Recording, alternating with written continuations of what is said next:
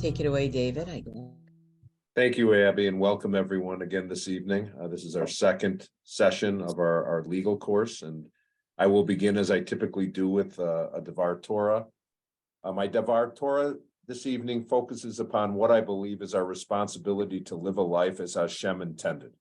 That for me means to be faithful, to be purposeful, to be selfless, and to devote a part of our daily lives, and in my case, I devote a part of my daily life to Torah's teachings and the life lessons that we learn through Torah and committed study. Hashem created us to be the best versions of ourselves. We must always remain grateful, in my view, for the greatest gift of all, that is the gift of life. And with that, I'd like to begin by introducing our guest speaker this evening, Elizabeth Kelly. Elizabeth is a criminal defense attorney based in Spokane, Washington, with a nationwide practice specializing in representing people with mental disabilities. She is the editor of 4 books published by the American Bar Association, representing people with mental disabilities. Elizabeth co-chaired the ARC's National Center for Criminal Justice and Disability Advisory Board and served 3 terms on the board of the National Association of Criminal Defense Lawyers. She is active in the ABA, serving as a vice president of the Criminal Justice Section Council, the editorial board of Criminal Justice Magazine, and having served on the ABA's Commission on Disability Rights and as an observer at the hearings at Guantanamo. She currently serves as the editor of the ABA's annual publication, The State of Criminal Justice. We're very pleased and very proud to have Elizabeth with us tonight. And without further ado, I turn the table over to Elizabeth. Thank you. And thank you. And I welcome the opportunity to be with all of you tonight. I bring greetings from Indianapolis. I was appearing today in Danville, Indiana, which is approximately 45 minutes west of Indianapolis. All of that is a long way of saying I practice across this country. And it is hugely enlightening to see the different practices and customs of jurisdictions across this country. But what never ceases to amaze me is how we criminalize people for manifesting the symptoms of their mental disabilities. And across this country, there is a shameful lack of resources to accommodate people with different kinds of issues, different kinds of disabilities, different kinds of diagnosable behaviors. And there is also an extreme lack of tolerance for people who, if you will, are just wired a little bit differently. And the fact that we just don't incarcerate people in this country, but we put them in cages is horrifying and is one of the reasons why I do what I do. So when David and Abigail and Rabbi Shimon reached out to me and told me about the mission of Hinda, I was very, very happy to embrace what you do and grateful to be invited to speak to you tonight. I have a PowerPoint, which I hope will hit the mark of your needs and concerns. But if it doesn't, feel free to ask questions as the program progresses, or later on, tomorrow, next week, next month, perhaps even next year. Feel free to reach out to me with questions and concerns that you might have. I should issue a disclaimer, which I also issued earlier on, and that is I am not licensed to practice in the state of Illinois. If you have specific questions about things that are troubling you in the state of Illinois, you might want to reach out to a licensed attorney in Illinois. The bulk of my remarks concern federal practice, which of course is nationwide, and or are based on my experience, my knowledge of what happens across this country. But the reason why I do bring those issues up, the reason why I do mention those particular points is because I think they might appear instructive of what you are experiencing right now. Oh, and funny, I just received something in the chat box that someone's grandmother was named Elizabeth Kelly. So with that in mind, let's move to the first slide, please.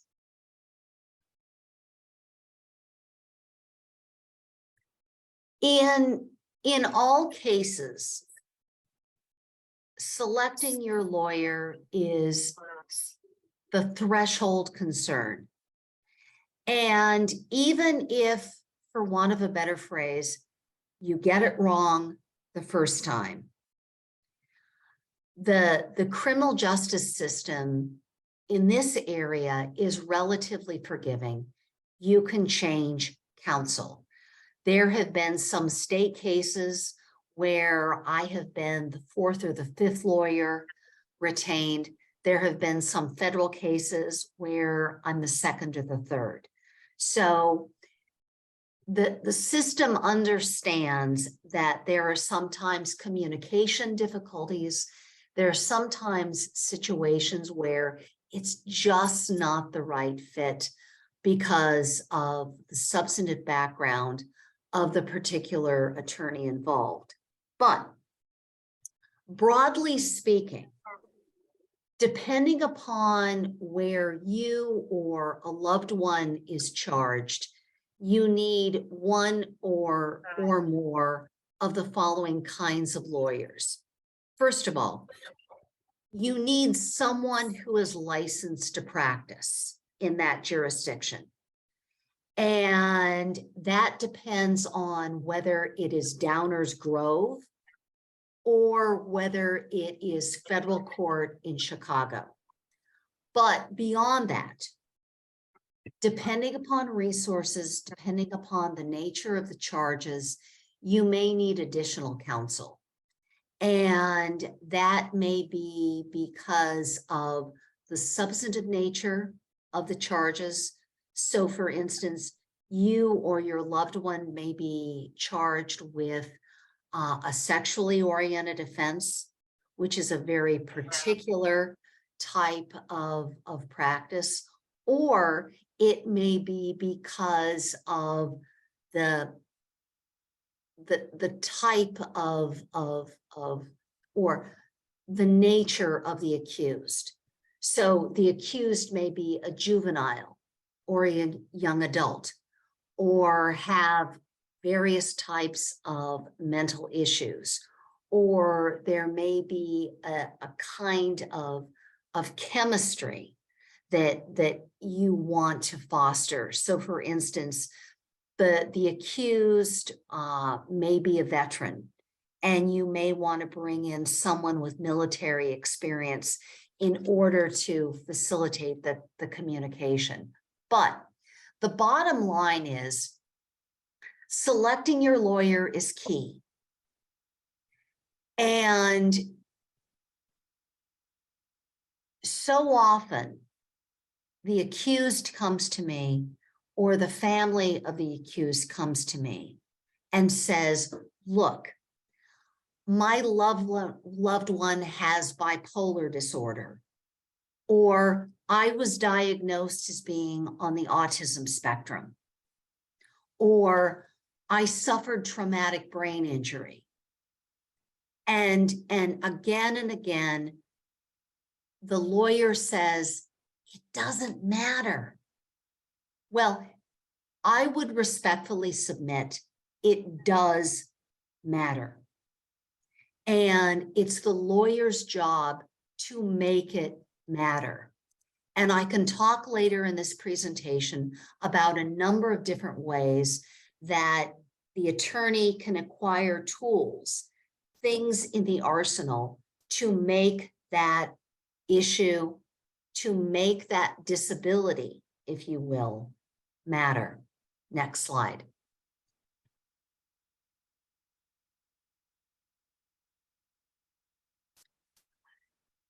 I want to talk a bit about the dynamics between the client, the family, and the attorney. Because so often the accused has never been in trouble before, or maybe never been in trouble at this level. By the same token, the family has little or no experience with the criminal justice system. Yes, the family may have had experience a number of years ago dealing with grandma's trust, or the closing on a real estate deal. But the criminal justice system is a completely different beast. Even other lawyers say that we speak a different language and we have completely different customs and practices. So because of that, I very early on in the conversation tell my lawyer, my clients, I tell their families, abandon logic. You are approaching this as a rational person with common sense. The criminal justice system does not always operate rationally. It does not operate according to what you think are standard practices of common sense. So abandon logic. By the same token, after a certain time, if it's months, if it's, God forbid, years, and there's no progress, there's no activity on your case, or a plea deal is extended that absolutely makes no sense or is patently unfair, then you need to recalibrate. Then maybe you need to think about different counsel. You need to think about different experts. But initially, just understand that the criminal justice system is a world unto itself. By the same token, clients very often come to me and they say, oh, the prosecutor is out for blood, or all the government wants to do is lock me up. Well, yeah. Initially, that may seem to be the case. First of all, you've got to realize that prosecutors and assistant U.S. attorneys are just doing their job. Just as I, as a criminal defense lawyer, have my own mindset, that is to say, I like to believe my clients. I like to believe that jail or prison is the worst place on the planet for them. Prosecutors and assistant U.S. attorneys come to the table with a completely different orientation, but they can only do what they do with the information provided to them. So it's the job of your attorney to provide the information that humanizes you, that humanizes your family member. So often I sit in conferences with the prosecutor or the government's attorney, and they give me a version of my client that I don't even recognize. I mean, I'm thinking, have you been talking to the same person? Have you been reviewing the same documents that I have? And they haven't been. So that is a huge, huge opportunity for me to jump in and to talk about my client's background, about what may be the nexus between their mental issues at that time and the alleged conduct, to talk about how jail and prison would be the absolute worst place for my client, who, if he or she got the appropriate treatment, if he or she had the appropriate resources, could be a productive and a law-abiding citizen again. So, next slide, please.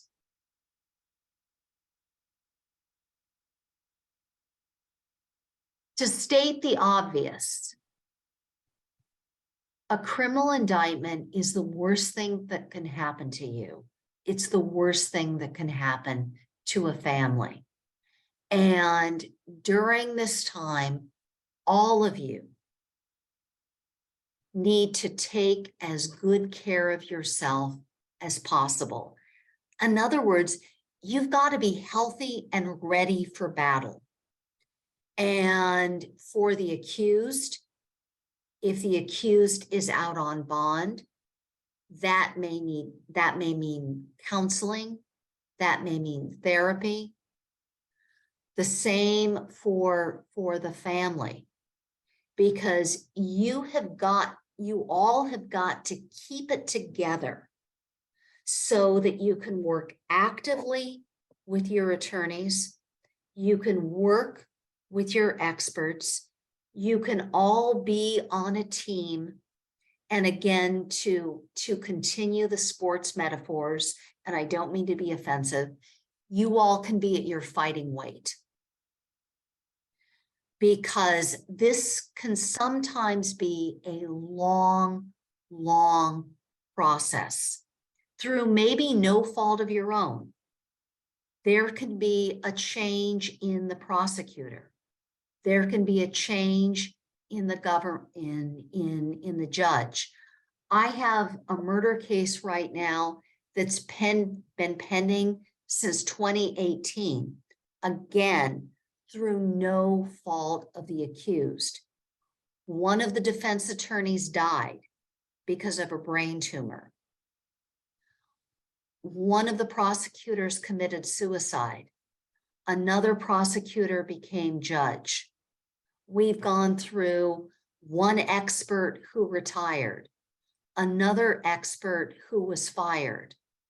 And in addition to that, we had the pandemic when the world literally shut down. So these things happen, but you need to take care of yourself for a long and arduous journey. Next slide, please.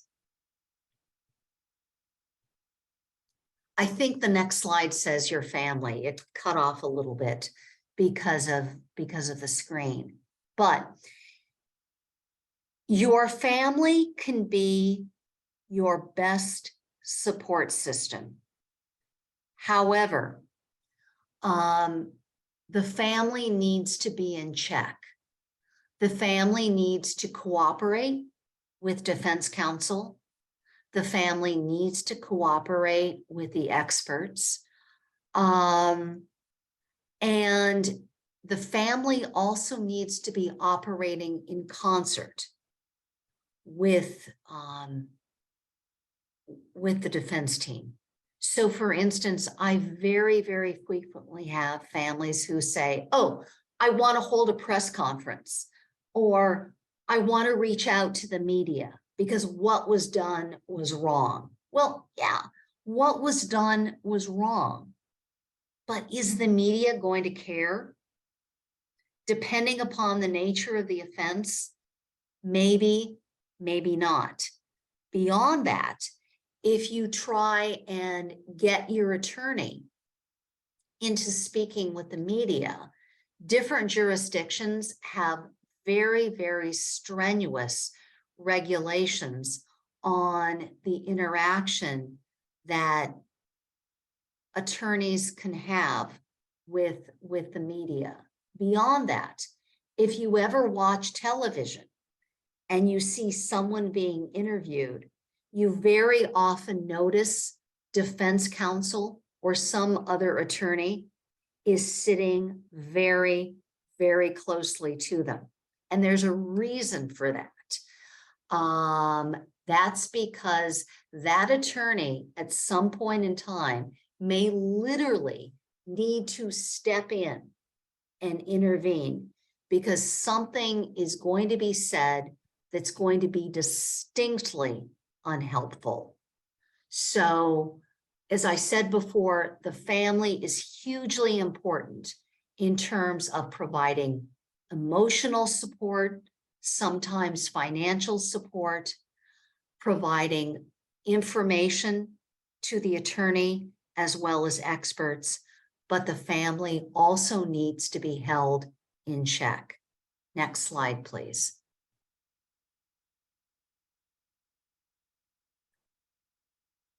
I know that HINDA helps people with all kinds of accusations. And depending upon the nature of the charges, depending upon the family, I use different terms. Sometimes I use the term mental disability because indeed there is a formal diagnosis.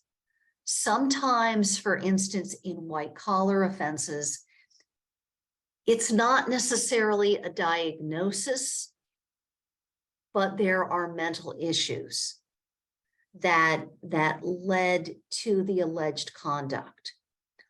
All of this, whether you want to call it a diagnosis, whether you want to call it an issue, can be very, very helpful in terms of mitigation or diversionary options. And let's go for a moment to the next couple slides and then maybe hop back to a diagnosis. The problem with the criminal justice system, one of the many problems of the criminal justice system, is that we've got a limited number of places where we can put people with mental diagnoses, mental issues. The first place that everyone thinks of is competency. And when you look at this standard, and this is the standard that virtually every state in the union follows, as well as the federal courts, it's a very, very broad standard. And it requires that the accused has an understanding of what's going on, meaning he or she knows what he's charged with, and has the ability to assist counsel. You may have heard the old saw, a grand jury could indict a ham sandwich. My variation on this is a grand jury could find a ham sandwich competent to proceed. It's a low, low standard. So even if your loved one was low functioning or functioning under a certain burden of a mental issue, I don't want to say it doesn't matter, but a court is going to find him or her competent. By the same token, let's go to the other option, which is the next slide. The other option is insanity. And for those of you in the audience who remember John Hinckley, who remember Ronald Reagan, you remember that Mr. Hinckley was found not guilty by reason of insanity. And that was a watershed for the criminal justice system, because as soon as that verdict was handed down, states as well as the federal system started amending their statute, and they made it more difficult for an insanity defense to proceed. So it used to be, instead of clear and convincing evidence at the bottom of the slide, it used to be a mere preponderance.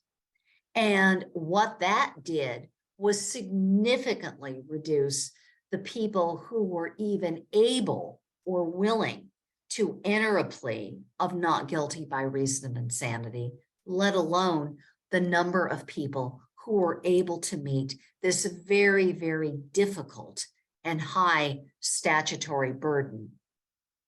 If this is the standard, if you or a family member is charged in federal court, different states, and I know we have jurisdictions other than Illinois listing in, different states have a variation of this particular standard. But whatever the standard is, it's a high burden. The past few moments have been a very, very long way of saying that the criminal justice system has limited options for people with mental issues.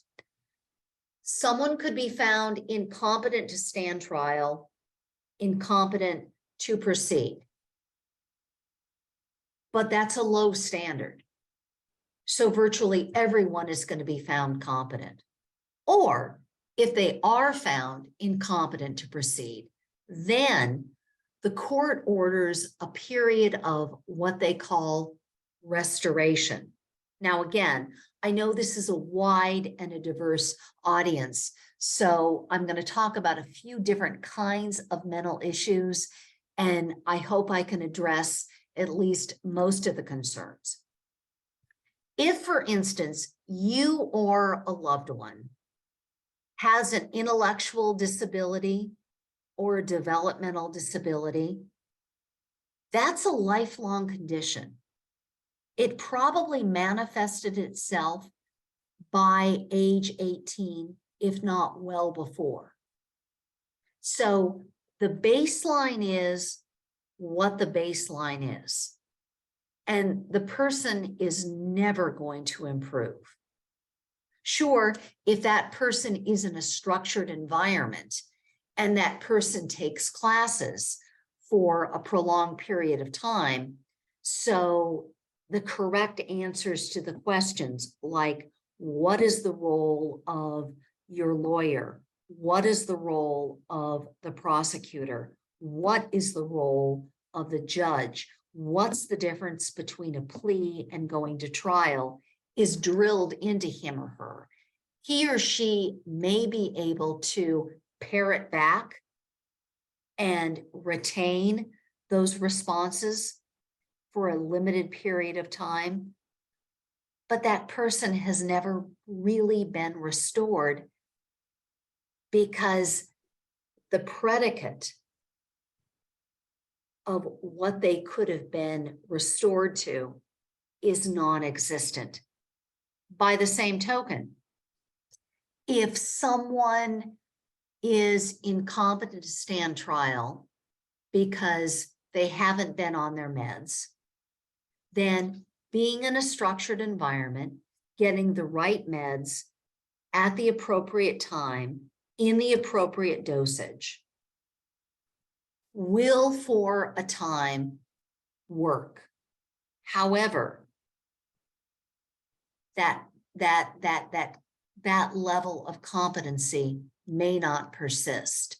And then you have the whole ethical dilemma of basically getting someone on meds so that person can proceed to trial or enter a plea and maybe go to prison, maybe be found guilty.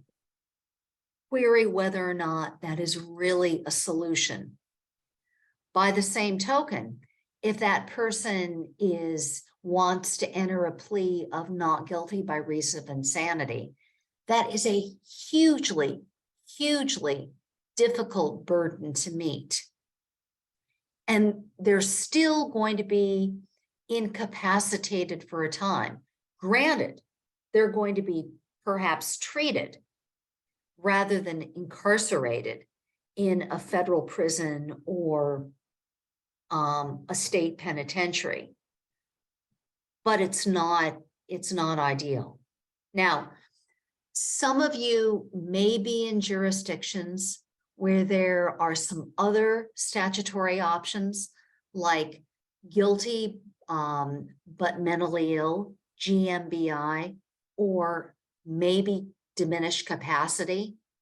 But nonetheless, all of these statutory constructions do not do justice to our clients, ourselves, our loved ones who are laboring under various issues, maybe various disabilities and diagnoses.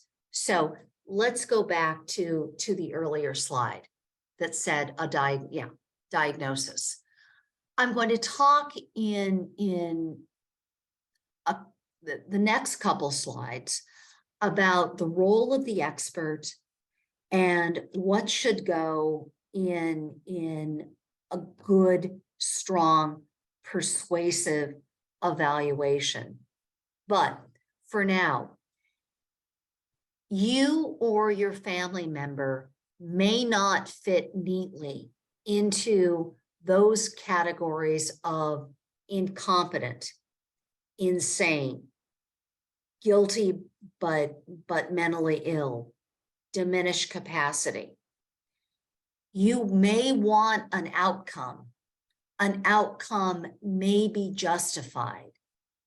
That's not one of those options. So the evaluation might instead be used in mitigation, either in terms of, if you will, forcing or persuading the prosecutor or the government to extend a more favorable plea, or again, depending upon the charges, depending upon the jurisdiction, to engage in various diversionary options, whether it is a drug court, a mental health court, a veterans court, a reentry court, a deferred prosecution. A good evaluation may not only humanize you, may not only humanize your loved one, but may make possible a variety of other options. Let's go forward to the slide that says the expert.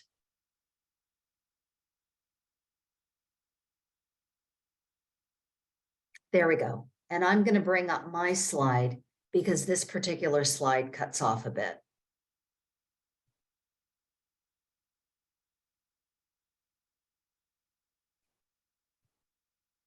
I've talked a lot about the expert during the previous slides, and your expert is key, and the scope of the expert's report is key.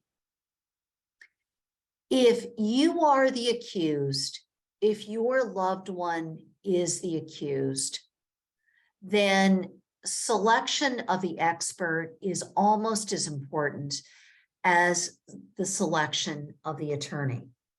And some of you may have had, I'm trying to bring up the slide again. Some of you may have engaged in treatment over the past few months or years or even decades. The same may be said about your loved one, but the treating doctor, the clinical doctor, cannot be the same as the expert who renders an independent forensic evaluation. The most obvious reason is because of conflict of interest. So for instance, think about it. If you as Dr. So-and-so have been treating John Doe for 6 months, And then because of his bipolar disorder. And then John Doe goes out and commits a murder. That doesn't reflect well on you. And yes, I know that our clients, our patients go out and do things that are beyond our control.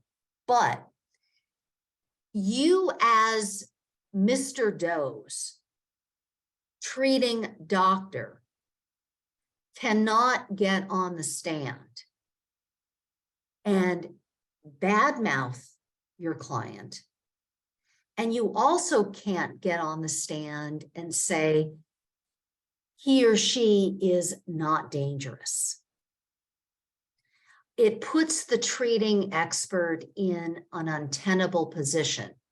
Now, the independent forensic expert can touch base with the treating doctor and can get a sense of whether or not the patient has been compliant, what the course of treatment has been, those sorts of administrative details.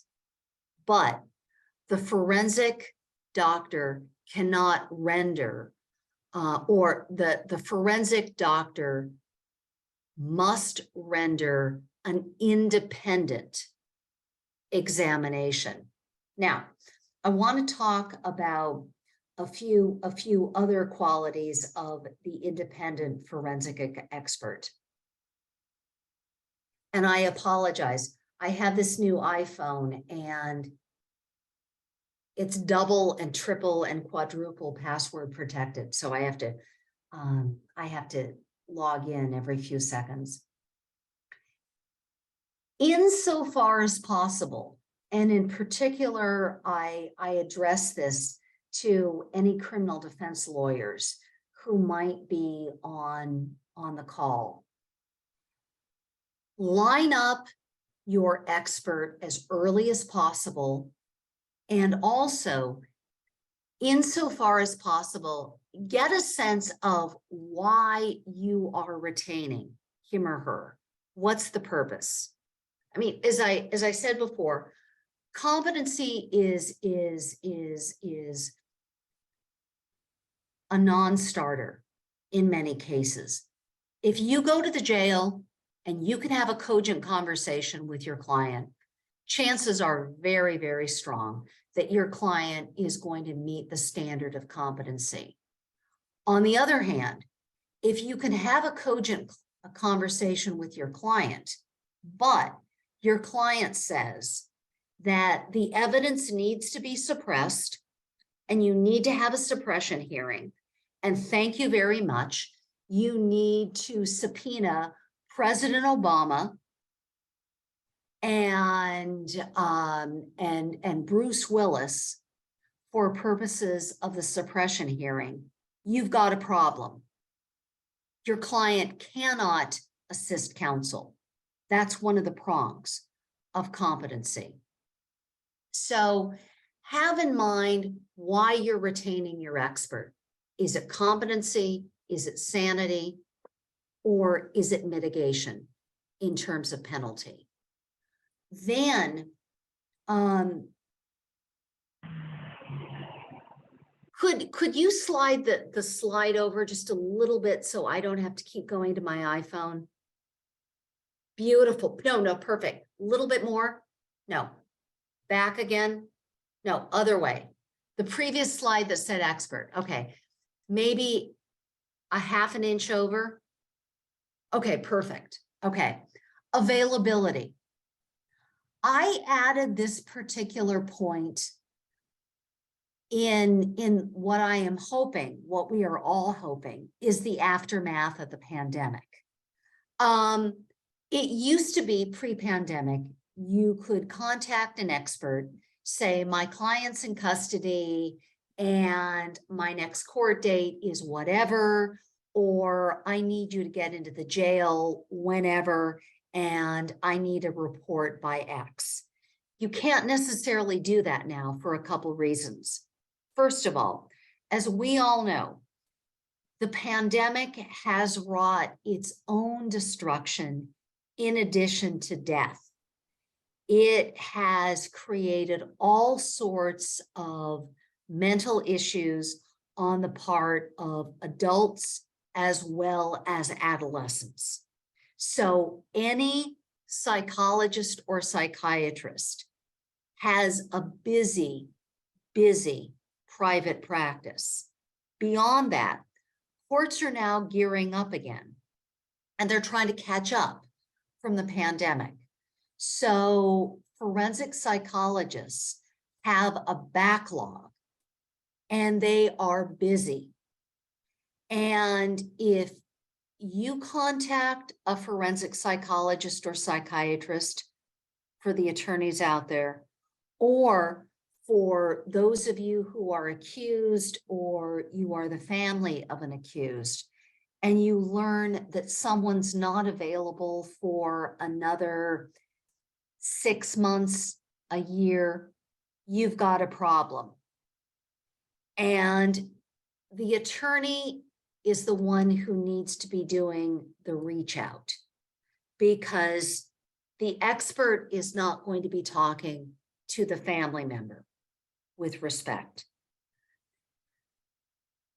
If the attorney needs to find out when the expert is available. If the attorney has a good relationship with the expert might be able to do a favor and get into the jail early and or do the evaluation sooner rather than later.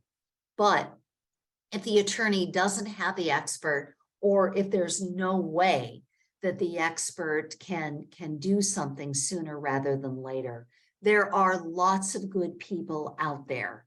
And you need to find, or someone needs to find, the right substantive fit in addition to someone who can get the job done. Bottom line is, judges are not going to wait forever. Courts are not going to wait forever. And next, where to find. Be very leery of the court-appointed expert. There are some jurisdictions, particularly state jurisdictions, that routinely appoint at state's expense the same psychiatrists and the same psychologists. And they do what some of us call a drive-by. That is to say, they may only interview the accused, and they may only do a cursory review of documents in the case. Perhaps the only thing they review is the indictment or the police report. That doesn't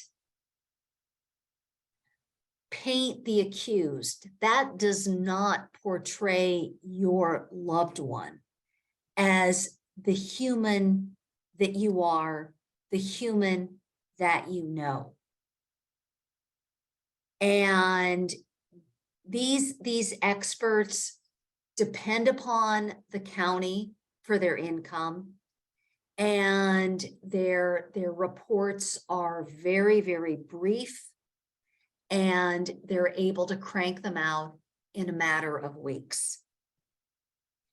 If you do not have the resources to retain someone, talk to your attorney about filing a special motion to get funding for the expert who will get the job done, who maybe understands your nuances or the nuances of your loved one or your family member.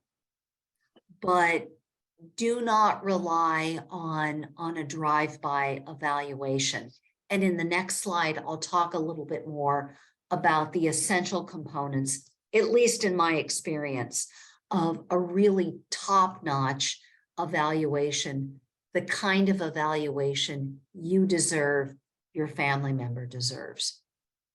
Finally, I've used the phrase again and again and again, independent forensic expert. And any expert wants to retain their professional integrity, their professional reputation. No expert, I would think, would want to get the reputation of being a hired gun, although there are many out there who are in fact hired guns. What you want is an expert who can walk the tightrope. You want an expert who, with full confidence, can render an evaluation that says such and such. But by the same token, you want your expert to be part of the team, to be accessible to your attorney, to answer questions about the report, to be open to making corrections. And I'm not talking about making a different conclusion, but I'm talking about open to maybe changing the format of the report to be more readable.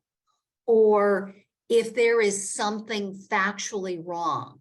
So for instance, bad example, your expert says that your client is of Japanese heritage, and in fact, the accused is not Japanese. That is changed.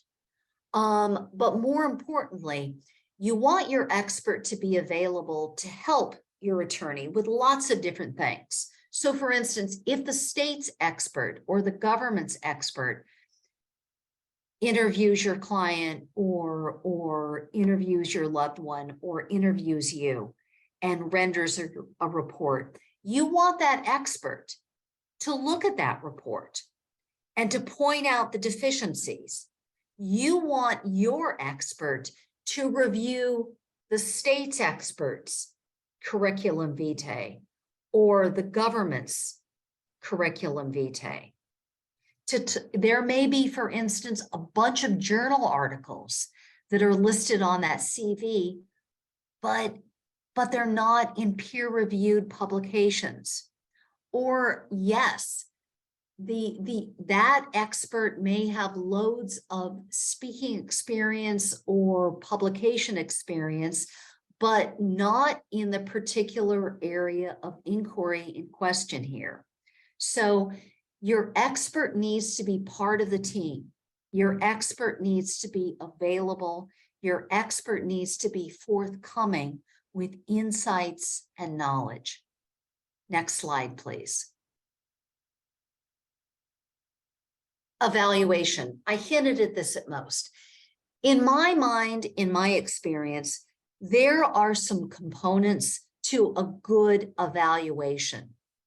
And for any of you out there who are retaining a private expert, you need to get your money's worth. And this is what should go in it. First and foremost, to state the obvious, there needs to be multiple interviews with the client, not just one 30-second or 30-minute session, but there needs to be interviews over a course of time, not just for gaining more information, but for gaining trust. So for instance, if you or your loved one has suffered trauma, you or your loved one may not feel particularly comfortable divulging that information during the first or the second or even the third session. But with time, hopefully comes trust, and that information will come out. Secondly, there need to be collateral interviews with family, friends, co-workers, people who know you, people who know your family member, and who can give insight. So for instance, if your loved one was accused of a crime and your loved one is suffering from dementia, interviews with family and friends and maybe co-workers can talk about what he was like 10 years ago, 5 years ago, maybe even 2 years ago. But then the Alzheimer's started kicking in and his behavior started changing and his decision-making was impaired and his controls were let down. That sort of information will help inoculate your attorney from, if you will, manufacturing this diagnosis, this issue at the 11th hour. A thorough document review is absolutely essential. I always say that mothers, and any mothers out there in the audience will appreciate this, mothers are the best custodians of record out there because mothers may very well have boxes and boxes of doctor's reports, or if someone has been in a treatment facility or an institution, mothers may have report cards and letters and stories and all sorts of things that are very, very rich for an expert to review. A good expert is going to perform various kinds of testing. And that all depends upon the nature of the issue, the kind of expert who has been retained. And finally, if a powerful and comprehensive evaluation has been written, then that can be a powerful, powerful tool in terms of leveraging a plea, or again, depending upon the nature of the charges, depending upon the jurisdiction, dismissing the charges. And again, depending upon your expert's availability, if your attorney can schedule a sit down with the prosecutor, with the assistant U.S. attorney, and perhaps bring that expert in, that could be hugely helpful. The report in itself may be comprehensive, but it could very well be that an inquisitive prosecutor has questions and things can be clarified. Never, ever underestimate the power of a report.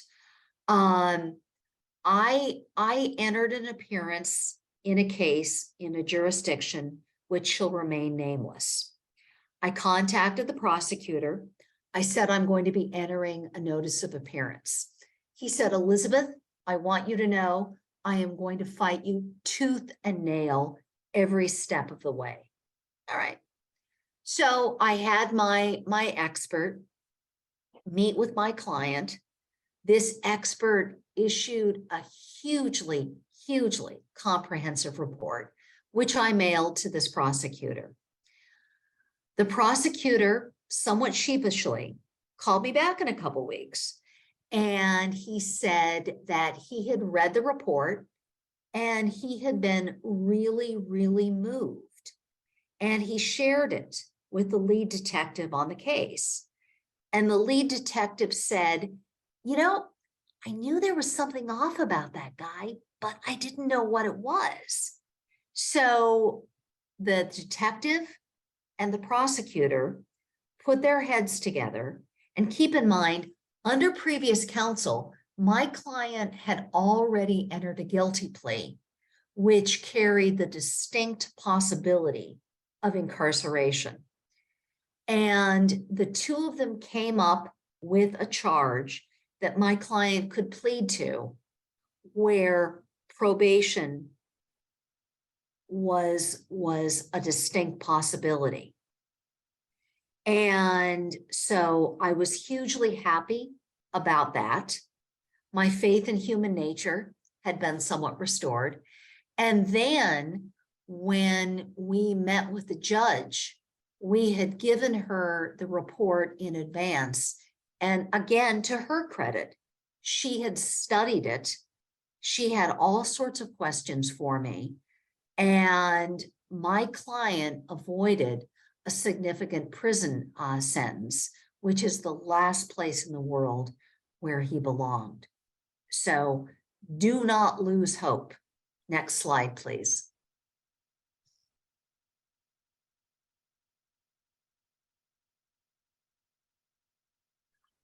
We talked about this already. Let's go to the next slide.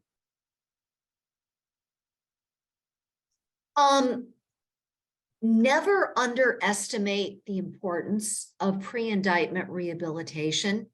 So if you or a family member has been charged and there is a way of addressing an underlying issue, take advantage of that, particularly if the case is going to be pending for a prolonged period of time. Because again, depending upon the nature of the charges, depending upon the jurisdiction, your attorney could make a powerful argument to the court that he or she has made huge, huge progress. The situation now is under control. My client has taken charge of the problem. The problem is being addressed. Let's not impede that progress. Let's not upend all of the good work that's already been done. Next slide, please. If, depending upon the jurisdiction, depending upon the charges, probation is not possible, and you or your family member is facing a mandatory sentence or just facing a situation where probation is not a possibility and prison is real, the only question is how long, then think about placement. And your attorney hopefully is going to do a wonderful job of getting the least possible term of prison. But some other considerations, look at a facility where if you or a family member is in need of medication, that meds are available at that particular facility. So if, for instance, you or a family member is facing time in the federal system, hopefully you have a good prison consultant who is going to take a look at that list of medications and match them up against the formulary at the BOP to see if the person can be accommodated. And also think about proximity to family.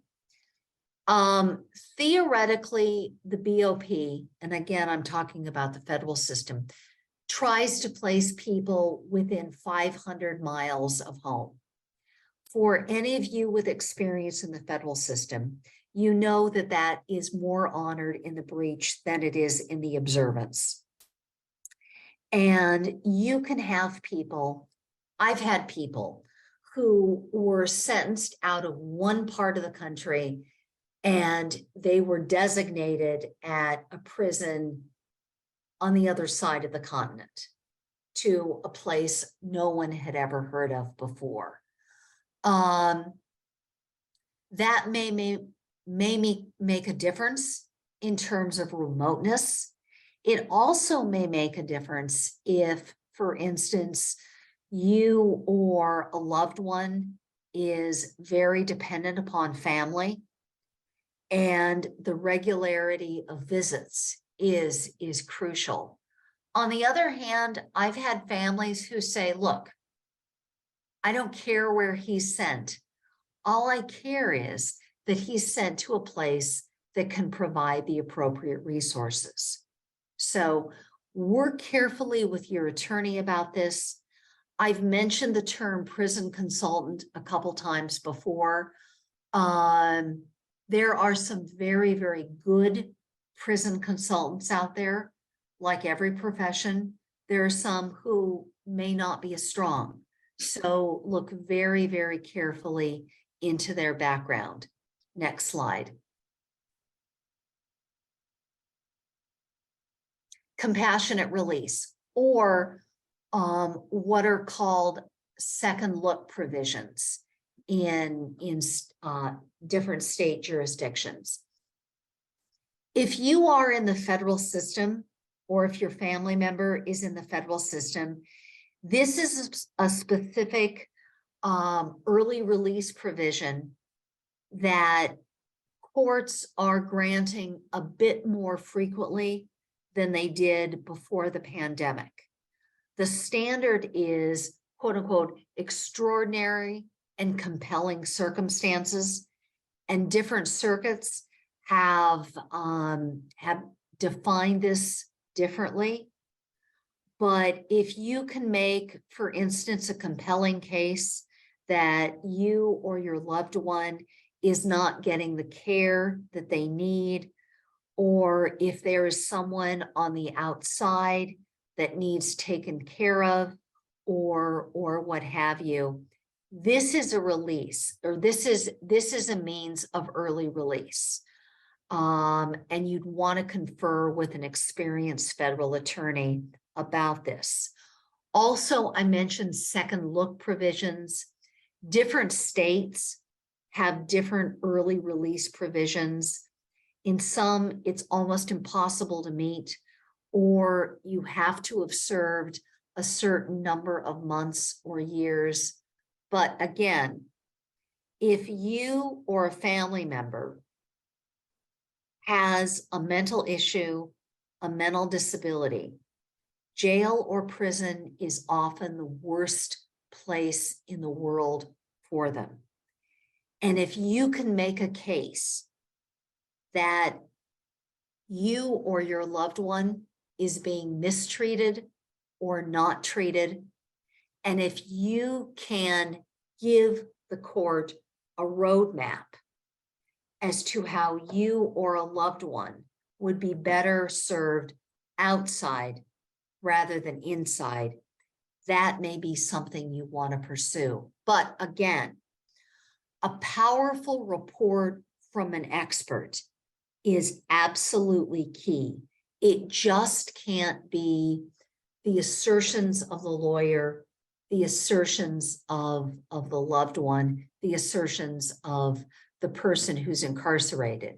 Now, by the same token, if the accused was sentenced only a short time ago, and your expert said the following things will happen in prison, and now a year or 18 months later, you can come back and say, the following things did happen. With all due respect, Your Honor, we told you so. Then you may not need to retain another expert. But be creative, be passionate about these arguments, particularly if these arguments were not made before, or if they fell on deaf ears. Next slide. And I'm really running over, David. I apologize, so I'll talk fast. I think this is about the last slide. No worries at all. All right, reentry.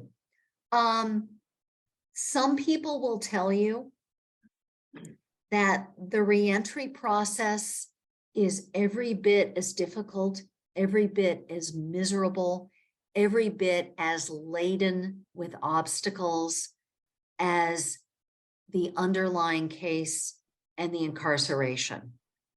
And groups like HINDA do a wonderful job with easing that process.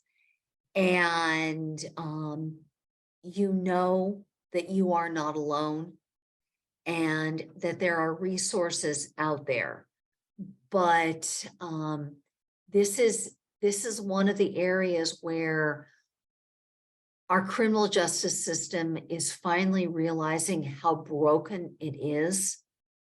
But until such time as it is made remotely functional, please continue to reach out to groups like HINDA for assistance. And apparently there is an event on May 28th called Break the Cycle that someone is going to mention as soon as I conclude. So keep that in mind. Next slide, please. Finally, some of you have sent comments during the chat. How do I contact you? These are some ways of contacting me. I have a website. You can contact me through that. The best way is probably to email me at zealousadvocacy@aol.com. I have my Twitter handle up here, but I confess, after the first of the year, for reasons I won't get into, I haven't been as regular on Twitter as I used to be. So email is probably the best way. I also, as David mentioned, have edited 3 books published by the American Bar Association that may have relevance to you or your family member. One came out in 2018. It's a general book about representing people with mental disabilities. Another is representing people with autism spectrum disorder. Another is representing people with dementia. These books are geared for lawyers because some of you may have discovered that lawyers are not necessarily tremendously conversant in these topics. So this has been my way to educate other members of the bar. But I've been told by people who have a diagnosis, I've been told by family members that some of these books are actually helpful to them.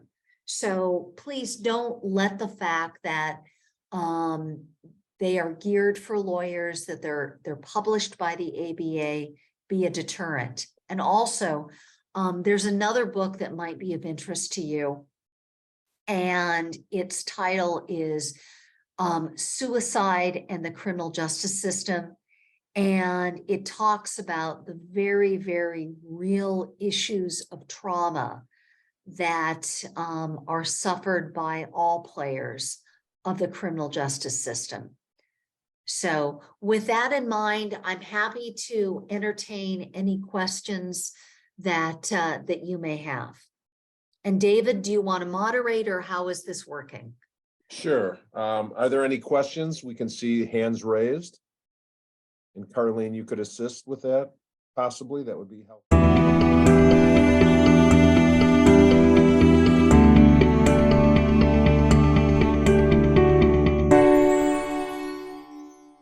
I mean, on the face of it, it sounds extraordinary. It sounds compelling. And hopefully she would be in a position, but it could be important to the court to see that he has made these overtures, and again and again and again, they've been ignored, they've been denied.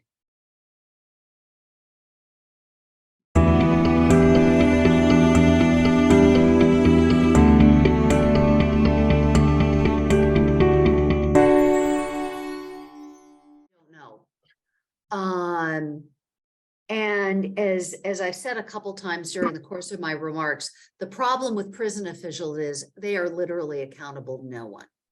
Yep. And quite frankly, no one cares. And you know, some of you on this call tonight, you may never have been attuned to these issues, let alone cared, until such time as your loved one got ensnared in the system. So That being said, I don't know, do you have an equivalent to a compassionate release statute? Um, yeah, I would do a bit of digging and see if there is some sort of early release provision. And I think, and again, I'm not trying to practice in Pennsylvania or tell a Pennsylvania lawyer how to do their job, but I think you could probably put together a really good declaration and attach to the motion of all of the different times you've reached out to the prison and it's fallen on no one has listened to you, let alone done anything to construct his own timeline. Or can say, not only have I reached out to the following individuals on such and such a date, but I know that over the past X number of months, my son's condition has declined. I have noticed the following changes. Oh, I forgot her name. I know she's real active on Twitter. Is Apples and Oranges. She's got a daughter who's profoundly mentally ill in Pennsylvania. He has gotten, if I ever get back on Twitter again, I'll probably find her. She has gotten a ton of local press. The NPR affiliate has interviewed her. Her daughter is profoundly schizophrenic. And her daughter has been cycling in and out of the system, in and out of the system. And there are no good resources for her. She gets penalized time and time again for violating the terms of her release, but there's no place for her to go. There's no resources for her.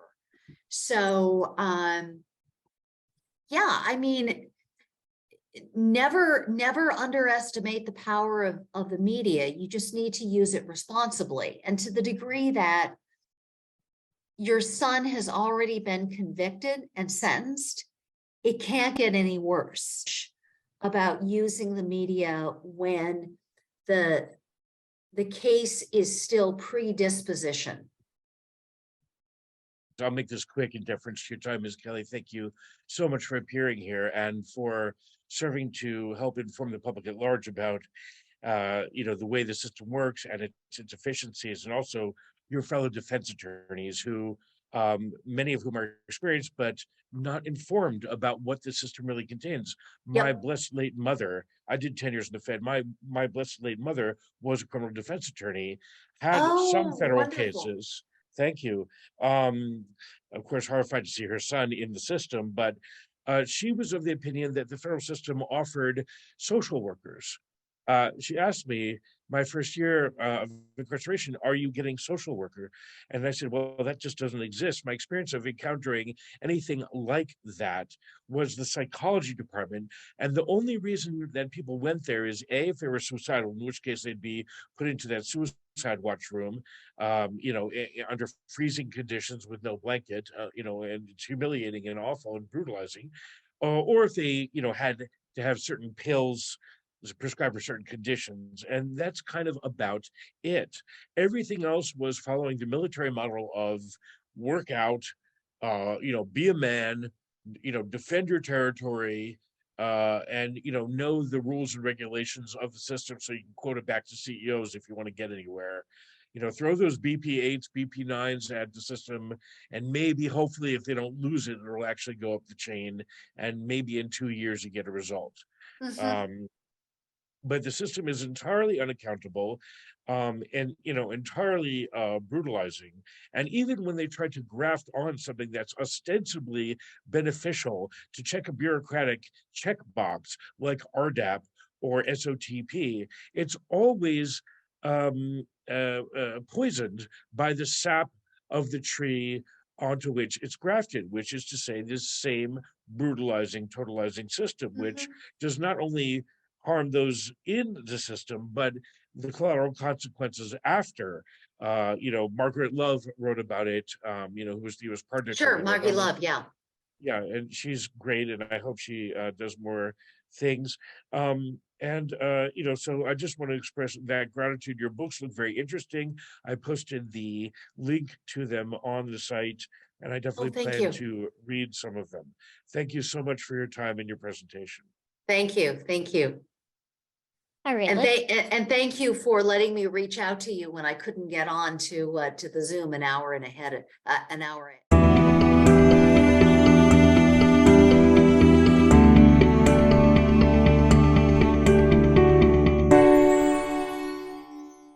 Have someone who is on the spectrum, and then in their late teens, early 20s, they may begin to manifest the symptoms of a mental illness like schizophrenia Or bipolar. I know a bipolar load disorder. of people with ASD who also have bipolar. Yep.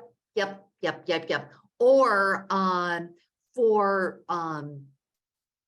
those of you who remember, President Kennedy's sister Rosemary, for years and years and years, was thought to have an intellectual disability, what we now call mental retardation.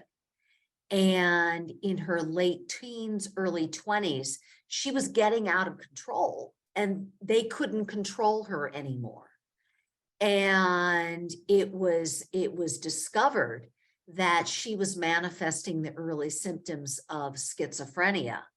Hence, she was given a lobotomy, which is a different conversation unto itself. But what I always tell lawyers is that they need to be very, very open to a complex tapestry of diagnoses and how one diagnosis impacts the other. And then in turn, they need to be prepared to portray that complexity to the prosecutor and to the court. And this is easier said than done because the criminal justice system is not very good at handling nuance or complexity. But nonetheless, we need to do that. I'd like to make a special thank you statement to Elizabeth for making herself available in an evening for almost 2 hours now. So kind of you, Elizabeth, to be a part of the HINDA Institute and what Oh, we're. I enjoyed it. And I think all of us would agree that it's been just a pleasure having you today, and we're honored, and we'd like to have you back hopefully next year. For a similar. I'd love that. I'd love that. Thank you. Michael, anything, Michael? Just would reiterate what I already said. Thank you so much for your expertise, your impressive career, your thorough dedication, your direct knowledge of how the system works, those with mental conditions going into the system, how the system itself can exacerbate mental conditions, generally does, and yet how there's this pretense that it's correctional. Pro qui domina justitia sequitur reads the icon every time I logged into core links of the Department of Justice, that from power justice follows. The Jewish ethos is different, that from justice first power should follow and not the reverse. And I think it's an important distinction, and I thank you for bringing more justice to this system of power. Right. Well, thank you. I appreciate that. I So appreciate anybody that. who wants to stay on a couple more minutes, I'm going to be here. Maybe Miss Kelly can give us another 2-3 minutes. Sure. Everyone else.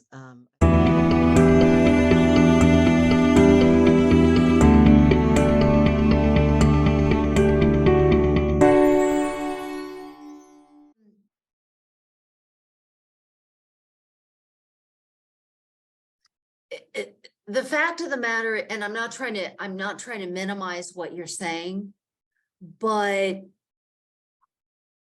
people from all different kinds of groups are mistreated in our jails and prisons. If however you could point to some individuals being targeted specifically because of their religion, then you might be able to get an attorney to pick up a civil rights suit. But beyond that, we're all in this together, just trying to stop the mistreatment of all kinds of people in jails and prisons. I don't know, Abigail, David, do you have something to add? No, I don't know if David's still here. I mean, there is anti-Semitism in prisons. Sure. and, That's why some of the chaplains go in to advocate. And sometimes they don't call chaplains because they're scared of anti-Semitism. So there is a targeting, but I think on the whole, you're right. I don't think any Some clients with intellectual disabilities who just can't do that. sites. And thank you once again, Dr. Kelly. So Not doctor, just not Dr. Elizabeth. Kelly, Miss Kelly, sorry about that. No, that's I fine. think I'm getting tired myself. So I'm going to say goodnight to everybody, and I think we're going to end. If there are more questions, I think we could probably email, and I will have that person email you because she's in the federal system. Beautiful, beautiful. All Okay, right. thank you. Good night, everyone. And Take excuse care.